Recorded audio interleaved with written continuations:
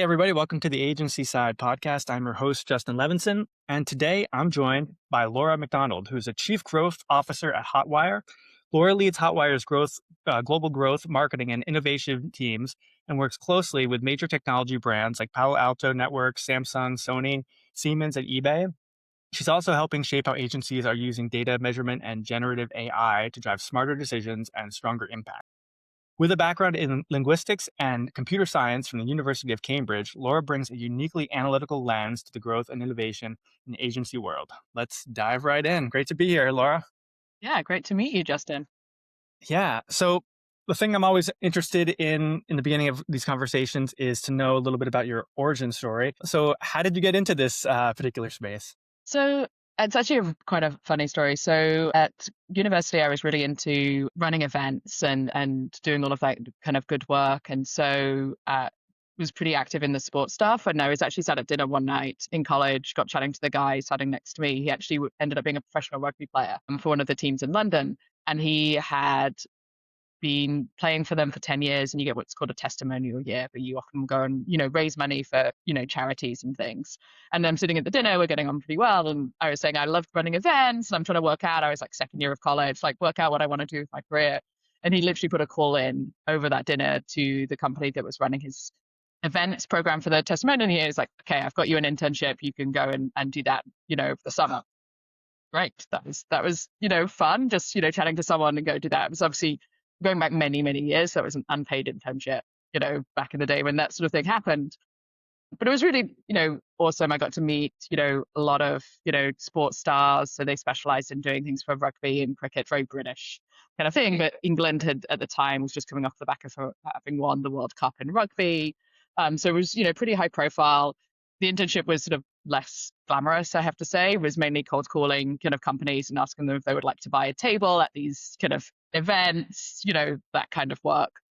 So I was sort of becoming a little bit more disillusioned with events management because it's a lot of cold calling and quite high stress, as you can imagine, kind of running up to these kind of big dinners and things, and sort of a lot of long hours for, at the time, not being paid. And then I was really very, very lucky in that one of the rugby stars that the company was supporting was Lawrence Lalio, who at the time was the England rugby captain. And he decided that summer that was when he was going to retire. And for some reason, instead of his publicists or PR people or those kind of things, putting on an event, he asked the company I was working for at the time to do sort of a retirement drinks and thank all of the media that had supported him. If you Google Lawrence Lalio, he'd had some interesting times. And so I think he had really appreciated the sort of the reporters and things who had supported him to become England captain and throughout.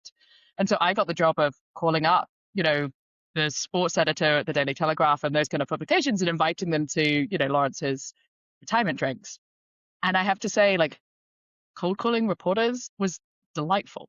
I were like, they're the nicest people in the world. Isn't this really kind of like, there's so much nicer than cold calling kind of receptionists at big banks and stuff and try and buy a table. And so I was like, maybe public relations is the career for me. Went back to university and then started applying to graduate programs and ended up getting onto the graduate program at Weber Shandwick, probably one of the most well-known kind of PR agencies out there. Interesting what's happening with them, with the whole Omnicom IPG stuff right now. And then was, from that sort of was really lucky to have amazing mentors, many of which have gone on to be incredibly successful. If that was sort of the start of how I got into public relations, but really sort of fell into it kind of by accident, but ended up, having thick skin, love to talk, as you can probably tell, and being able to specialize, having done computer science and linguistics, ending up specializing in technology PR felt like the right place to bring. I love tech. I love talking about tech. I was not so much someone who was super into coding, and particularly, 25 years ago, there weren't many people who looked like me doing that kind of, work at college. And so it really felt like all of my passions sort of came into one and sort of never really looked back after that. Wow, that's amazing. And you currently live are you LA based or New York? San Francisco, actually. Or San Francisco. Okay. How did you like San Francisco moving to there from Love London? it. Been 10 years here now. We came out originally, so I have been with Hotwire a really long time, and they offered me the opportunity to come out and run the San Francisco office sort of probably 10 and a half years ago now. And so, I was actually on maternity leave when that happened. And so it was like let's move my entire family. And we're like, we'll come out for 2 to 3 years. And sort of 10 years later, we're still here. I think, the vibrancy of the city, the pace that everyone works at, again, someone who loves tech, there's probably not a Yeah, better place in the world 100%. to Yeah. be. Yeah, that's great. Yeah, so just for the folks who might not know, we've kind of been talking about what you guys do, but it'd be good to kind of get a rundown for folks who don't know what Hotwire does.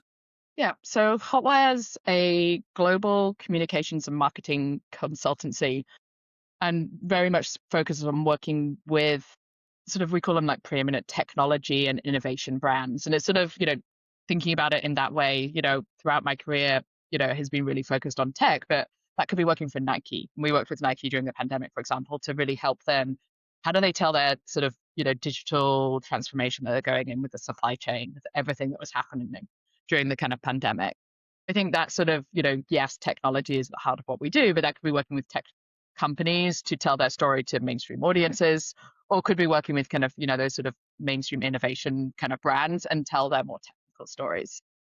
The other piece on the communications and marketing front, so Hotwire's, 25 years this year, really started out as a, tech PR shop out of London, has grown globally, but also has grown sideways as well.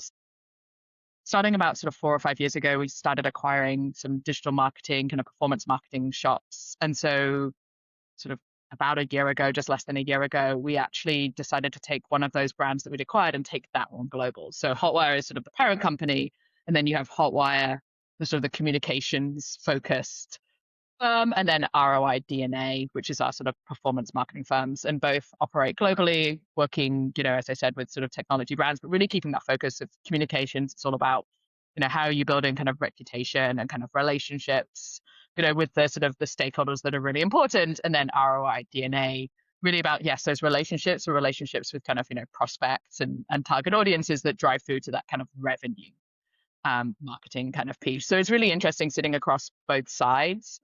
Because a lot of the work I do on the innovation front, we have that layer that supports both. So our AI lab, for example, is developing, GEO tools. And that's obviously crucially important. Everyone's talking about it in the comms front about what does that mean, and making kind of media so much more important. But if you think about from a performance marketing and an SEO lens, that's also incredibly important. So it's fun to be able to see both sides of the business and developing kind of those innovation kind of an AI tools that can support both sides, where motivations might be different, but the actual underlying tech that can do for both is very similar. Yeah, I love that. And what within Hotwire, what is as chief growth officer, what's sort of like the scope of your role? So I have 3 to 4 parts of my role, and perhaps a couple too many. So I look after all of global marketing. I have a phenomenal number 2 on that who leads all of our marketing efforts. But say this week, for example, we're at Davos. We did our 3rd edition of our AI report in partnership with a think tank over in Germany. We had that as a breakfast event yesterday at Davos, really unveiling that report, having kind of, cyber psychologists and clients like Indeed and Swisscom speaking on stage with us about what's happening with agentic organizations in the kind of future. I'm going to be releasing that report, more broadly kind of shortly. So all of marketing, how do we really drive forward, the reputation of Hotwire and of ROI DNA kind of globally? And so really kind of thinking through that. The other part is obviously, attracting new business, comms and marketing agencies need that to fuel. So I work with that across, the global kind of viewpoint, and obviously United States, is a big part of that. So really kind of how do we build our reputation? How do we attract more business ourselves? I still also work on clients. So I have, client responsibilities for some of our kind of global kind of clients. And then the last part is that innovation piece. So our underlying centers of excellence from our AI lab that we established last year, where we have, a phenomenal leader of that based over in Singapore. But how are we, actually developing our own solutions that our clients kind of want, and how are we transforming how we work to take advantage of AI and really thinking through that kind of human and AI kind of piece. And then also our data analytics measurement side of the house, and bringing that together of how do we take data analytics from a performance marketing lens, which has always been something that's been well tracked kind of stuff. How do we apply those principles to the comm side, which perhaps traditionally hasn't been? Again, I have a phenomenal leader and Matt over there, who sits on the board of AMEC, for example. And so really doing that, but sort of overseeing it and making sure that those sort of innovations don't just sort of run, they're actually there in service of what our business needs and ultimately what our clients need as well. So Yeah. those are sort of the four pieces that I really look after, and then I have, teams that can go and deliver all of that too. Did the cold calling, selling tables at events help with your business development skills in today? Thanks for tuning in, folks. This episode is brought to you by Coming Up Creative, a relationship-first boutique creative recruitment agency. We disrupt the creative ecosystem by running sophisticated, multi-channel campaigns with custom video and voice outreach that actually gets responses. We actively market the agencies and brands we represent to help them stand out to today's industry's top talent, all backed by real human connection and AI-powered targeting. If you're ready for a modern recruitment approach, visit www.comingupllc.com and get started today. I think so. I think you'd learn to have, a tougher skin because of that. And I think, I've been doing this for a very long time. That's how you used to, cold pitch media when you were pitching media relations. So I said to my teams today that you used to literally pick up a phone and sell in, and we'd go into the office on a Sunday to do a Sunday for Monday. Sell-ins was fairly regular. I think it teaches you to be tenacious as well, but also not to take things personally. Yeah. It's not an easy gig. I've never actually cold called somebody in my life. I've been a recruiter in the PR and creative agency space, and I've never made a cold call. I have a lot of friends that have done it, but I think I might choke. I don't think I could do it. Yeah, I don't know how much of that happens anymore in the with email, but you certainly get a lot of cold LinkedIn's, I have to say. And totally. I think the strategy of today's cold call is different in terms of like the object is that the person's not going to pick up, but you're going to leave a message, and then you can follow up with an email saying that you left them a message. You're just one step on a multi-channel campaign. Yeah, I mean, I have to say, I turned on screening on my iPhone, and that makes you realize how many you get. A day. Now you have the screening, and it will give me my report and I'm probably on 4 to 5 a day. There's some very persistent vendors out there, I have to say. That's funny. Yeah. I mean, in terms of the calls that I make, I mean, I would say like at this point, at least 50% of them, it's the call machine asking like who this is and why they're calling, and before I get the person, which is just wild. Yes, that's what I have. I turned that on, and it has been transformative, I have to say, because you said a lot. I might have to flip that thing on. I was reading about you that some of the things that you like the most are like a lot of the high stakes situations. Maybe you could tell us a little bit about that, and maybe I don't know if you can share any high stakes situations that you've had to handle. I think probably the ones that are the most interesting, I probably can't necessarily talk about. I mean, I think there's high stakes and can mean many things. I do like to work where there's a pressing deadline kind of thing. So and I've certainly worked with clients through some of those situations. If you think about the pandemic and what was happening, we worked on Peloton at the time, and those were kind of some of those kind of the highs and the lows of all of that, working with the likes of Peloton and Zoom and those kind of ones. I also think high stakes is also just what our industry is going through kind of right now. I think if you think about the media industry is transforming faster than I think it has been in my sort of 20 odd plus years of doing this, of the rise of Substack and, all of that kind of stuff coming through, and what's happening to traditional media outlets, and how everyone needs to be an influencer nowadays. And so I think kind of constantly feeling like we're operating in a high stakes environment. And that's sort of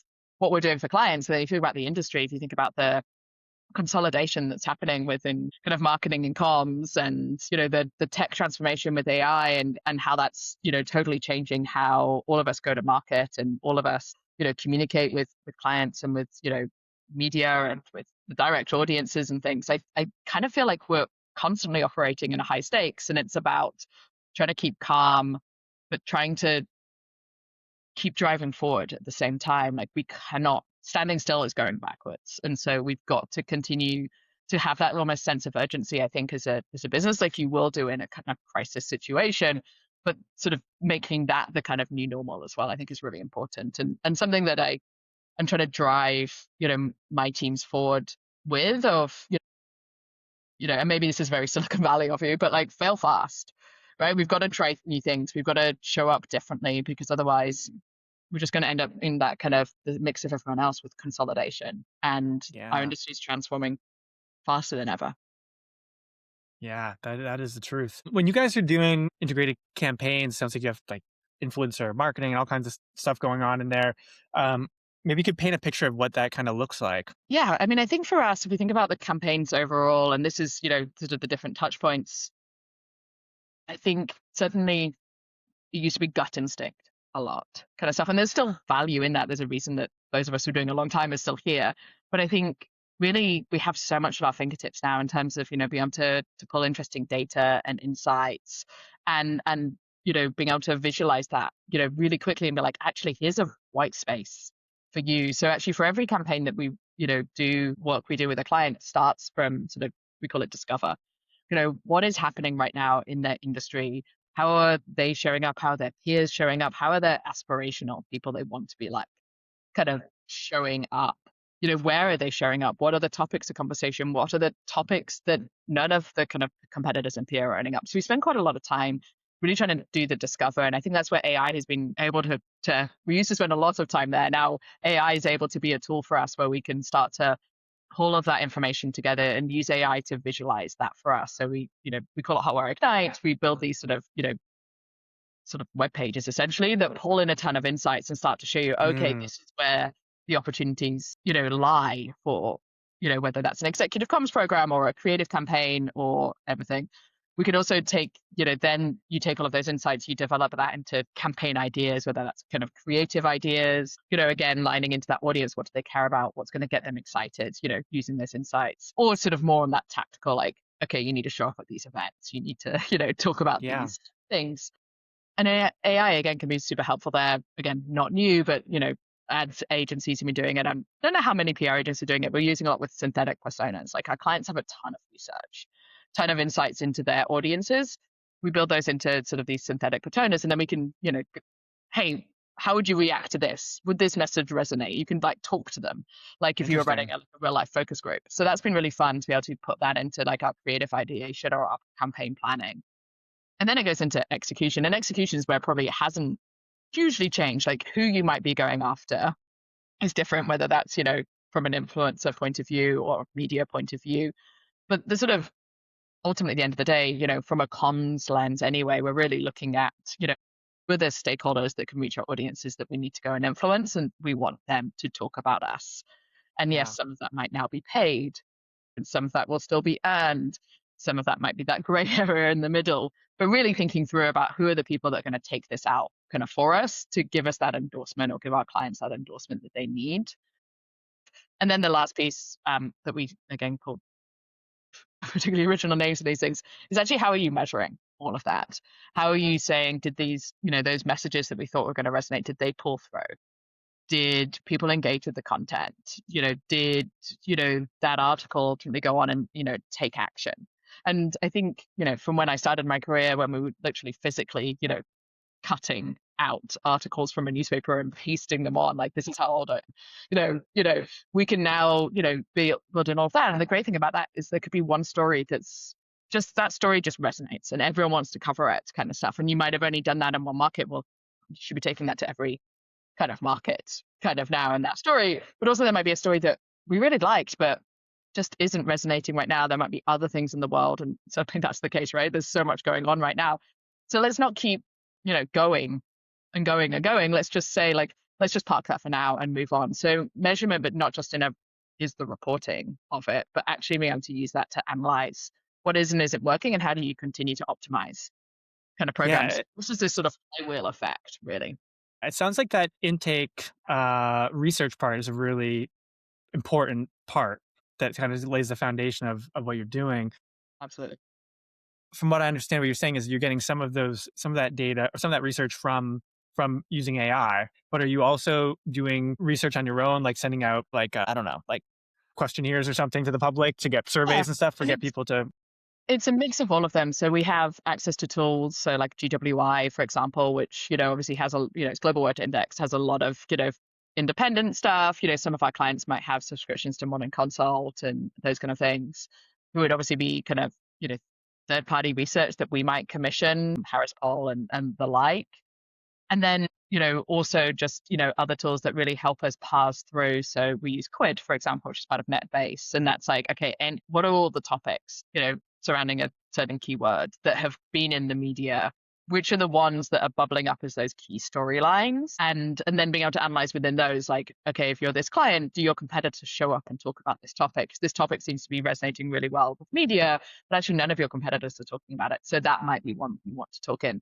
So it's this mix of external information that we, might be doing ourselves, first party data that our clients may have, analysis from some of the tools that we use. And then also just, where Ignite's really good is it can go through and scrape things like earnings transcripts and things and be like, what are the key themes that the competitors are talking about? Because that often will give you indications for the future.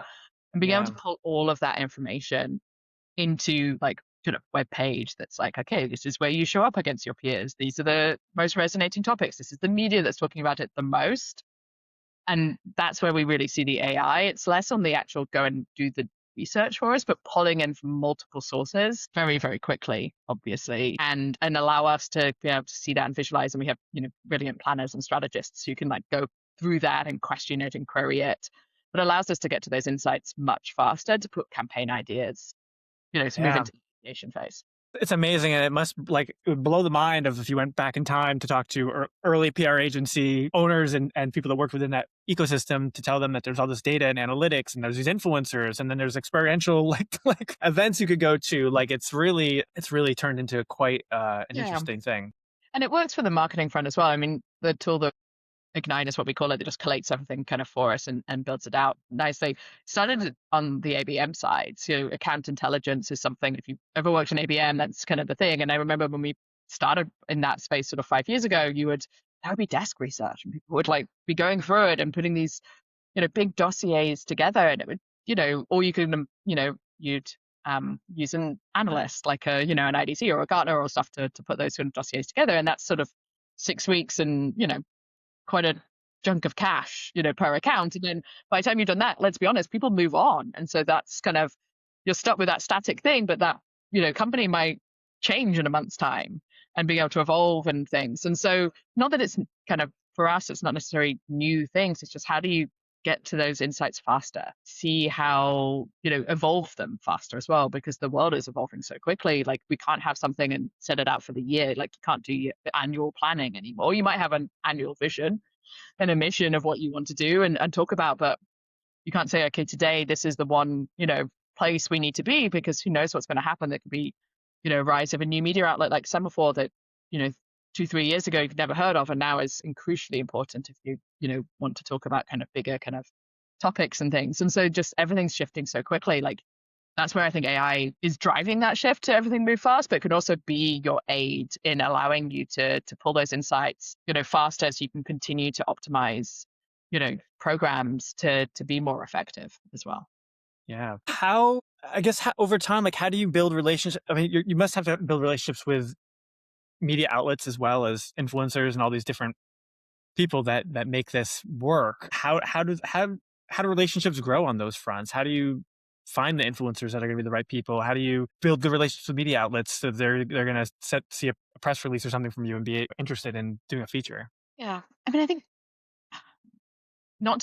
it's just being a good human, right? Yeah. Like if you were trying to build a relationship with anybody, you wouldn't, it's kind of what gets me sometimes about like going back to cold calls, like cold call and, they think we're Hotwire, the travel company, rather than Hotwire, the comms agency. It's just like that, understand who the people are, and we're in an ability, like, what does that media outlet cover? What does that reporter most interested in?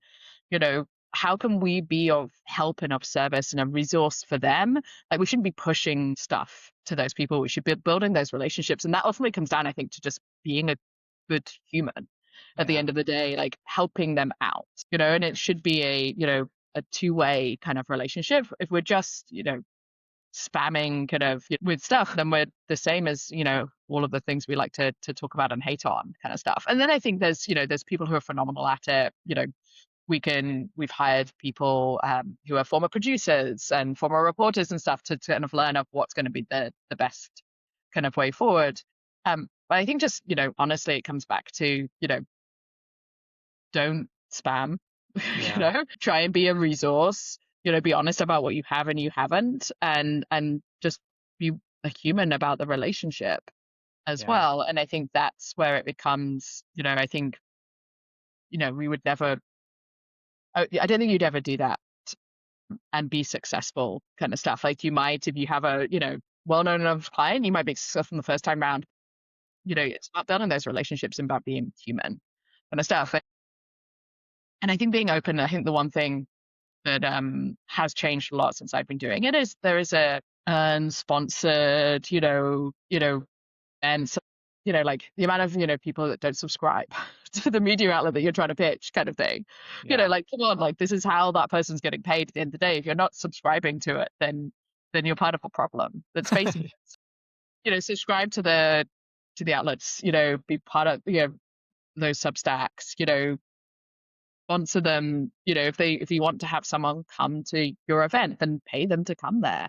Even if they're, Yeah. like a reporter or a former client or whatever, like it's just respect for people, which is where Yeah. I think it goes back to that human, just like really respect them and the work that they're doing and the work that media outlet is doing. And that's really important, but it sounds really simple. It doesn't sound like there's a magic secret sauce, but I think we all know Yeah.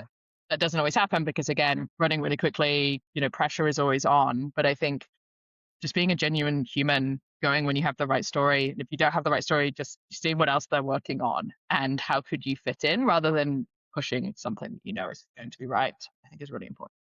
Yeah. I mean, you guys are working with a lot of, very high level clients. So it's not like, I'm sure you guys aren't, you know, using a cold email strategy to win in these clients. But I Oh see God.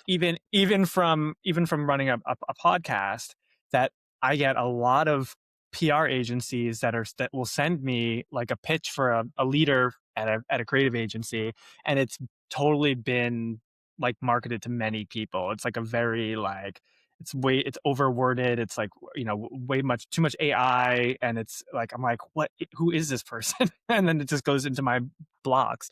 So I imagine like, even though that must kind of, that sort of AI slop sort of like, it does kind of bombard people, and you have to kind of stand out in a way that's unique. And being human is probably the way to do it.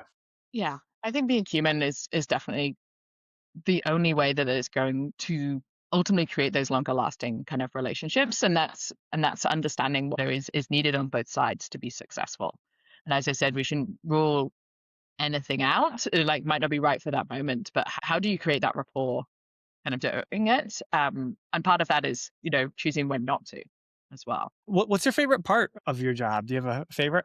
I had probably the variety of things that I get to do is probably the favorite part. I'm pretty fast paced, pretty action oriented. If you probably by the speed that I'm talking at, I do have a bad habit of getting bored easily. So I think that's the really nice thing about having so many different parts to my job. I never want to move away from, working with clients and, working through some of the client problems. Like I still love to be able to, talk to some of my, media friendlies and media contacts, and do that kind of keeping my hands, in the game. But equally, it's, really fascinating to see where our industry is going and how can we put technology to work for us and not be scared of that. And then learning from people who are, so infinitely smarter than I am kind of stuff and constantly kind of pushing yourself. So I don't know if you follow Axios at all. Yeah. So they put, I think it was in their Saturday newsletter, they've done they built a survey in Claude to see like your AI readiness and how much you're ready to sort of partner with AI.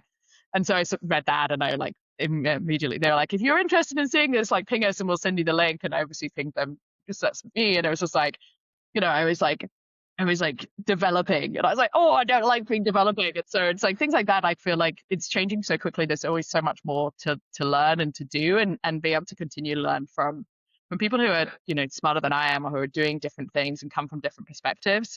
That's probably the piece that I find the most interesting. And that's probably why I've stuck at Hotwire for so long, which is odd for someone who likes change and likes to move and likes to do new things to have been at a company for so long. But I think for me, that's why I've stayed at Hotwire so long, because you can continually push yourself and try new things and move to different countries and the company's there to sort of facilitate and support that versus, trying to keep you in like, you're really good at this and you've got to stay there.